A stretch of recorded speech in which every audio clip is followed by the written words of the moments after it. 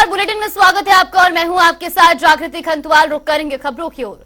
मऊ के घोसी विधानसभा उपचुनाव को लेकर एक और जहां सियासी सरगर्मियां तेज हैं, तो वहीं सियासी रणनीति भी देखने को मिल रही है। जीत का ताल ठोक रही समाजवादी पार्टी के उम्मीदवार सुधाकर सिंह ने नामांकन दाखिल कर स्टार प्रचारकों की लिस्ट जारी कर दी है। शिवपाल यादव, आजम खान समेत सपा सुप्रीमो अखिलेश यादव चुनाव प्रचार करते नजर आएंगे। तो वहीं सपा के सुधाकर सिंह का सीधा मुकाबला बीजेपी के दारा सिंह चौहान से माना जा रहा है। ऐसे में घोसी उपचुनाव को लेकर बीजेपी और सपा दोनों एडी चोटी का जोर लगाए हुए हैं और अपनी अपनी जीत का दावा कर रहे हैं। आपको बता दें कि दारा सिंह चौहान के इस्तीफे से खाली हुए घोसी विधानसभा सीट पर 5 सितंबर को चुनाव है, जिसका रिजल्ट 8 सितंबर को आ जाएगा। और ऐसे में अब सभी पार्टियां भी अपनी कमर कसती हुई नजर आ रही हैं। एक तरफ जहां समाजवादी पार्टी स्टार प्रचारकों की लिस्ट जारी कर चुकी है, तो वहीं भारतीय जनता पार्टी के भी कई दिग्गज नेता बीजेपी प्रत्याशी दारा सिंह चौहान के समर्थन में वोट मांगते नजर आ रहे हैं।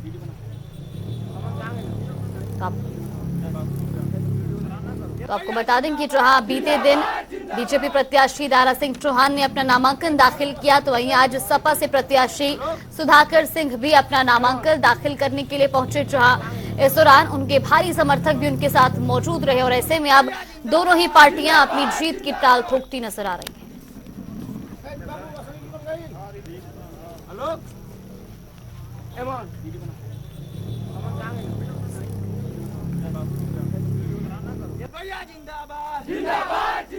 तो भाई इसी खबर पर चर्चा करने के लिए हमारे साथ समाजवादी पार्टी के पूर्व विधायक मनोज सिंह हमारे साथ जुड़ गए हैं। बहुत बहुत स्वागत है आपका जनता टीवी पर। जिस तरह से अब तमाम पार्टियां जो हैं वो घोसी विधानसभा उपचुनाव के लिए अपना नामांकन दाखिल कर चुकी है, लेकिन इस बार समाजवादी पार्टी का सीधा मुकाबला भारतीय जनता पार्टी के प्रत्याशी दारा सिंह चौहान से है। किस तरह से उपचुनाव का ये मुकाबला देख रहे हैं? हेलो जी मनोज जी, आप तक मेरी आवाज पहुंच रही है? जी जी। जिस तरह से घोसी उपचुनाव को लेकर के अब जहां बीजेपी भी अपना नामांकन दाखिल कर चुकी है, आज सुधाकर सिंह भी अपना नामांकन दाखिल करने के लिए पहुंचे, लेकिन कुल मिलाकर के इस बार जो उपचुनाव का ये मुकाबला है, ये बीजेपी और समाजवादी पार्टी के बीच में अहम माना जा रहा है, क्योंकि दारा सिंह चौहान पहले समाजवादी पार्टी में ही थे और अब भारतीय जनता पार्टी से प्रत्याशी हैं। तो किस तरह से इस बार इस मुकाबले को देख रहे हैं, इस उपचुनाव को देख रहे हैं? देखिए, ऐसा है कि जनता के बीच में जो चर्चा है, जनता ये मान रही है कि विश्वासघात किए हैं और विश्वासघाती को जनता सजा देने के लिए बिल्कुल तैयार है, क्योंकि स्वार्थ के बस में आदमी वशीभूत होकर, जानते हैं भारतीय जनता पार्टी सिर्फ बरगला के लोगों को बरगला देती है, बरगला के तोड़ने का काम करती है और उसमें वो दारा सिंह चौहान जी को गुमराह करने का काम किया है और उनको बड़े बड़े ख्वाब दिखाने का काम किया है। और वो ख्वाब जनता, बिल्कुल घोसी की जनता उनके ख्वाब को चकनाचूर करने के लिए एकदम बिल्कुल तैयार है।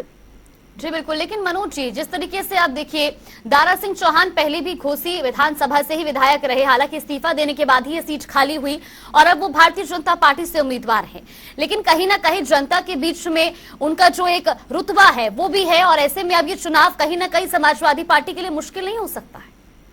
बिल्कुल मुश्किल नहीं है। सुधाकर सिंह जी एकदम बिल्कुल जीतने जा रहे हैं और बहुत ऐतिहासिक वोटों से जीतेंगे, इसमें कोई दो राय नहीं है।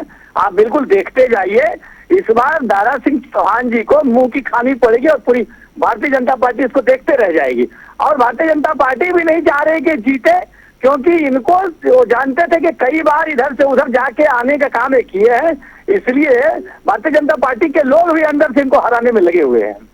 जी बिल्कुल, ये भी जानना चाहेंगे कि जिस तरीके से समाजवादी पार्टी अपने स्टार प्रचारकों की लिस्ट जारी कर चुकी है, किन मुद्दों को लेकर के जनता के बीच पहुंचेंगे? देखिए, एक भी कोई विकास का काम हो नहीं रहा है, सिर्फ हिंदू मुसलमान मंदिर मस्जिद वगैरह वगैरह यही सब बात हो रही है, इसलिए जनता बिल्कुल इन लोगों से नाराज है और इसका बदला यही मालूम हो जाएगा और इसी से 2024 का आगाज भी हो जाएगा, समझ में आएगा। बिल्कुल जी बिल्कुल। और जिस तरीके से देखिए, दावेदारी तो भारतीय जनता पार्टी भी ये ताल ठोकती हुई नजर आ रही है कि जीत इस बार भारतीय जनता पार्टी की ही होगी, दारा सिंह चौहान उनके साथ हैं। ऐसे में चुनावी समीकरण भी कहीं ना कहीं बदलते हुए नजर आ रहे हैं, तो इसको देखते हुए समाजवादी पार्टी की अब कितनी तैयारी है? देखिए ऐसा है कि भारतीय जनता पार्टी वोट के जो ठेकेदार हैं उनको लेने का काम कर रही है। जनता हम लोगों के साथ है। उस समय भी एमएलए हमारा जीता था और फिर हमारा एमएलए जीतेगा। ठेकेदार के जाने से कोई फर्क नहीं पड़ेगा। चलिए, बिल्कुल, बहुत बहुत धन्यवाद आपका हमारे साथ जुड़ने के लिए और इस चर्चा में हमारे साथ साझा करने के लिए। तो जिस तरीके से आपको बता दें कि उपचुनाव की जंग अब शुरू हो चुकी है और अब समाजवादी पार्टी स्टार प्रचारकों की लिस्ट भी जारी कर चुकी है। तो वही खबरों में आगे बढ़ेंगे जहां खबर उन्नाव से है। यूपी सरकार के सहकारिता मंत्री जेपीएस राठौर उन्नाव में आयोजित कार्यक्रम में मुख्य अतिथि के रूप में शामिल हुए। सांसद साक्षी महाराज के अलावा जनपद के विधायक पंकज गुप्ता, अनिल सिंह, श्रीकांत कटियार, ब्रिजेश रावत भी इस दौरान मौजूद रहे। राज्य मंत्री ने 4 करोड़ की 22 परियोजनाओं का उद्घाटन कर जनता को समर्पित किया और इस दौरान मंत्री जेपीएस राठौर ने कहा कि पूर्व की सरकारों में कालाबाजारी की वजह से कमी होती थी, लेकिन अब कालाबाजारी मुख्यमंत्री योगी आदित्यनाथ के राज्य में पूरी तरीके से बंद है। किसी प्रकार की कोई कमी नहीं होने देंगे। मैं अपना व्यक्तिगत नंबर देता हूं, आप उसमें मुझे तुरंत फोन करिएगा कि दिक्कत है। पूरी तरीके से पूरी कोशिश की हफ्ते वाइज व्यवस्था में की है। हम इसकी तैयारी आज से नहीं कर रहे हैं, इसकी तैयारी हम जनवरी से कर रहे हैं। जनवरी से लेकर अब तक पूरा प्री पोजिशनिंग कर जब यूरिया फरवरी, मार्च, अप्रैल, मई, जून में किसानों को नहीं ज़्यादा जरूरत होगी, सबको प्री पोजिशनिंग करके हमने यूरिया को अच्छा स्टार्ट कर दिया है। किसी प्रकार से किल्लत या कमी नहीं होने देंगे। पूर्व की सरकारों में भी कमी नहीं होती थी। माननीय प्रधानमंत्री जी ने एक नीम कोटेड यूरिया चालू की और उसके बाद सल्फर कोटेड यूरिया भी चालू की है, तब भी कमी नहीं थी। लेकिन कालाबाजारी के कारण जब यूरिया की कमी होती थी, अब कालाबाजारी माननीय मुख्यमंत्री योगी आदित्यनाथ जी के राज्य में पूरी तरीके से बंद है। किसी प्रकार की नहीं। वाराणसी में चल रहे ज्ञानवापी मुद्दे पर समझौते को लेकर वकील विष्णु शंकर जैन ने जानकारी दी। उन्होंने कहा कि मामले का समझौता सीपीसी के तहत कानूनी तौर पर संभव नहीं है।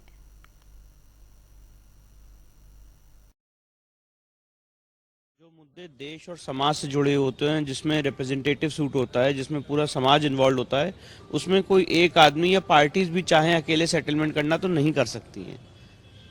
तो ये जो सेटलमेंट की पहल है, आउट ऑफ कोर्ट सेटलमेंट, ये सीपीसी के तहत पॉसिबल नहीं है, लीगली पॉसिबल नहीं है। और हमारी जितनी पार्टीज हैं, जितने मेरे क्लाइंट्स हैं, कोई भी सेटलमेंट के लिए तैयार नहीं है। मैं पूछना चाहता हूँ आपके माध्यम से, सेटलमेंट कैसा होगा या कॉम्प्रोमाइज़ कैसा होगा? क्या हम कॉम्प्रोमाइज़ तभी होता है जब आप कुछ अपना हक देते हैं और दूसरा आदमी अपना कुछ हक देता है? यहाँ पे बैरिकेडिंग के अंदर जितनी ज़मीन है उसका 1 इंच भी हम देने को तैयार नहीं है। वो पूरा का पूरा जो बैरिकेडिंग के अंदर परिसर है वो हमको चाहिए। और जो जिस तरह से गलत ढंग से वहाँ पे कब्रें बनाई गई हैं, जिस ढंग से गलत ढंग से आपने हमारे मंदिर को एक मस्जिद के रूप में यूज़ किया है, इसमें तो मुस्लिम पक्ष को माफ़ी मांगनी चाहिए कि उन्होंने गलत ढंग से एक मंदिर परिसर को गलत ढंग से यूज़ किया है। वृंदावन में हुए भयानक हादसे के बाद अब नगर निगम अधिकारी नींद से जाग उठे हैं। जिस भवन की दीवार गिरने से हादसा हुआ था, अब उस भवन के मालिक के खिलाफ मुकदमा दर्ज कराया गया है। तो वहीं डीएम पुलकित खरे ने नगर आयुक्त को पुराने भवनों को चिन्हित करके तोड़ने के निर्देश भी दिए हैं।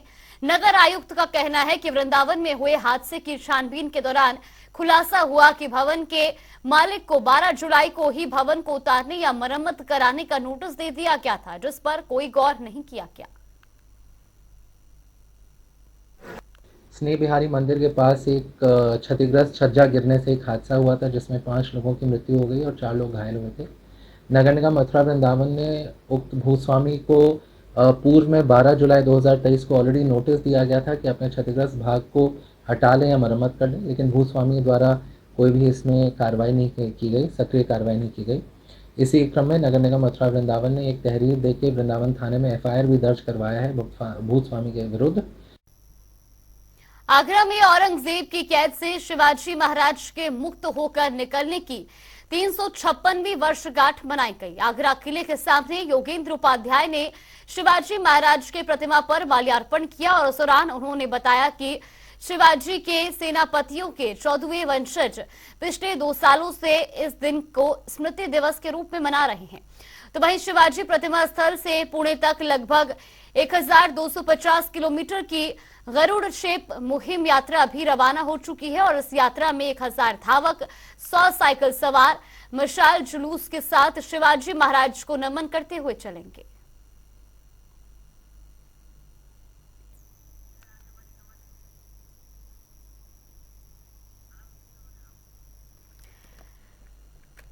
तो आगरा से खबर आपको बता रहे हैं, जहां आपको बता दें कि औरंगजेब की कैद से निकली शिवाजी को 356वीं वर्षगांठ को आज जहां धूमधाम से आगरा में मनाया गया, तो वहीं शिक्षा मंत्री ने इस मौके पर शिवाजी की प्रतिमा पर माल्यार्पण किया। आपको बता दें कि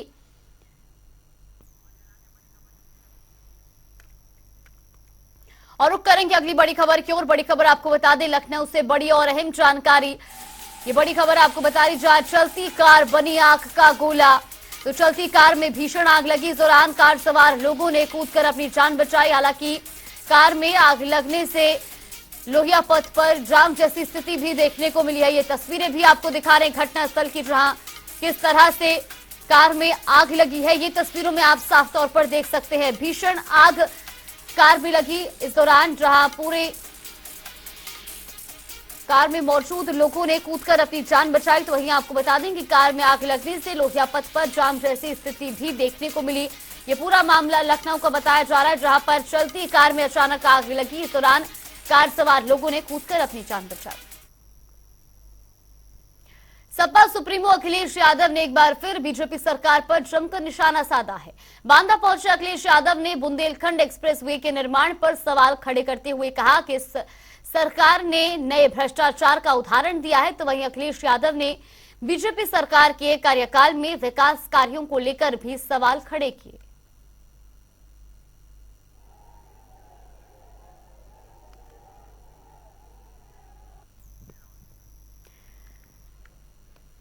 तो खबर आपको बता रहे बांदा से, जहां बीजेपी सरकार पर अखिलेश यादव ने निशाना साधते हुए कहा है कि बुंदेलखंड एक्सप्रेसवे निर्माण पर सवाल उठाए हैं और साथ ही उन्होंने कहा कि सरकार ने नए भ्रष्टाचार का उदाहरण दिया है और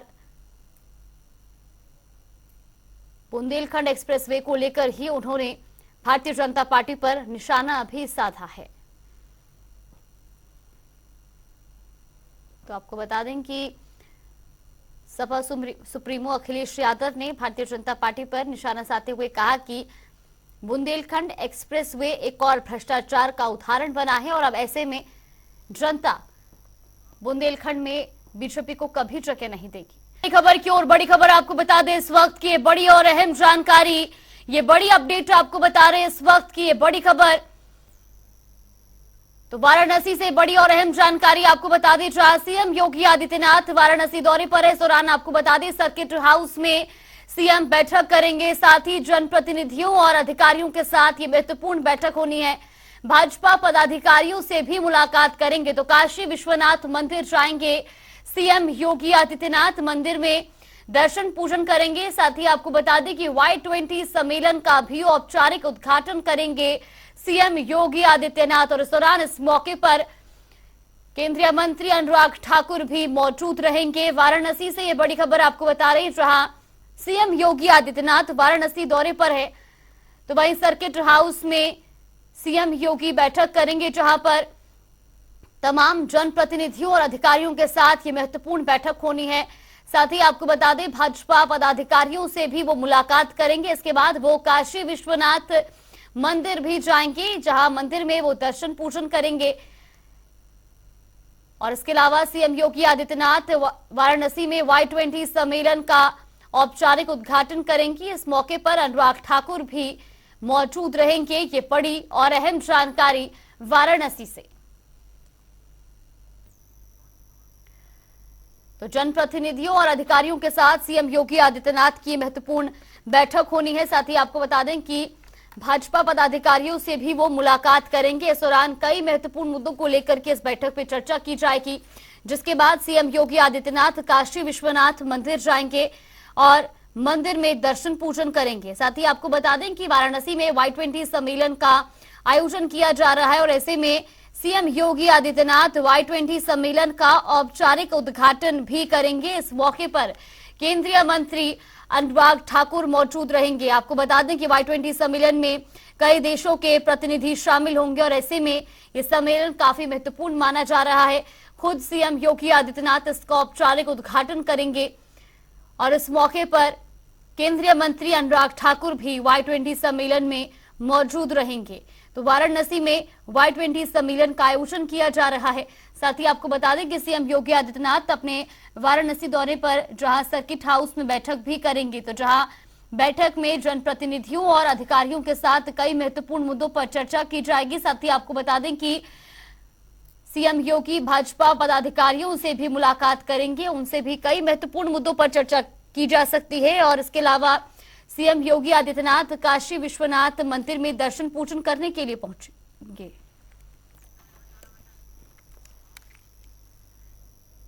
और रुक करेंगे 4 मिनट में 18 मंडल की खबरों का।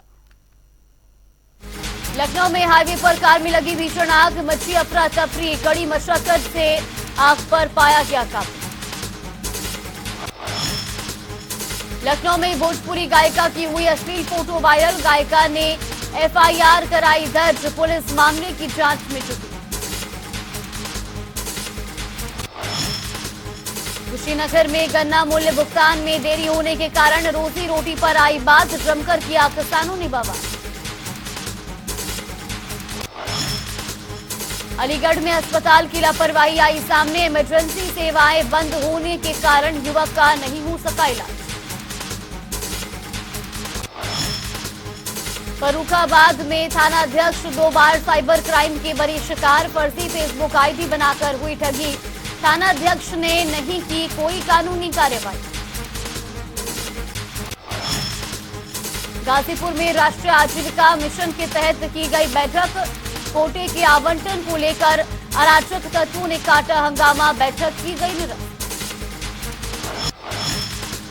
आगरा में भूमिगत मेट्रो ट्रैक की मांग पर अड़े व्यापारियों ने दिया धरना, 4 घंटे प्रतिष्ठान बंद किया गया। अमेठी में इंस्टाग्राम पर हुआ प्यार, युवक ने शादी का झांसा देकर बनाया शारीरिक संबंध, शादी से किया इनकार, युवती ने एफआईआर दर्ज कराई। मथुरा में यमुना का एक बार फिर बढ़ा जलस्तर, नदी किनारे बसे लोगों में फैला डर का माहौल, बस्ती में घुसने लगा है यमुना का पानी। अलीगढ़ में जवाहरलाल नेहरू मेडिकल कॉलेज में जूनियर डॉक्टर्स ने की हड़ताल, इमरजेंसी में सभी सेवाएं ठप, मरीजों को हो रही परेशानी।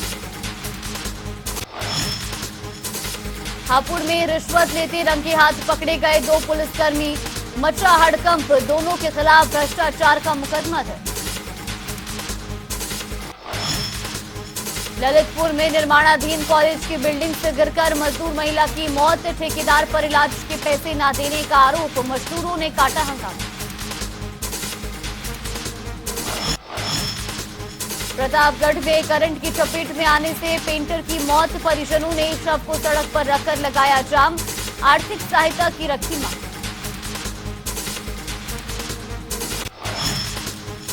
महोबा में गृह क्लेश के चलते महिला ने खाया जहर, परिजनों में मचा कोहराम, गंभीर हालात में कराया गया अस्पताल में भर्ती। बाराबंकी में बिना पंजीकरण चल रहा अवैध अस्पताल, ज्वाइंट मजिस्ट्रेट ने स्वास्थ्य विभाग की टीम के साथ मारा छापा, अवैध अस्पताल किया क्या सील।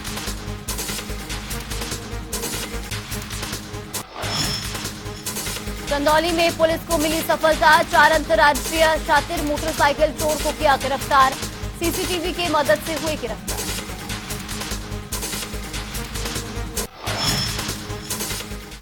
चलिए बुलेटिन में फिलहाल के लिए बस इतना ही। यहाँ पे रुकते एक छोटे से ब्रेक के लिए। ब्रेक के उस पार खबरों का सिलसिला लगातार जारी रहेगा।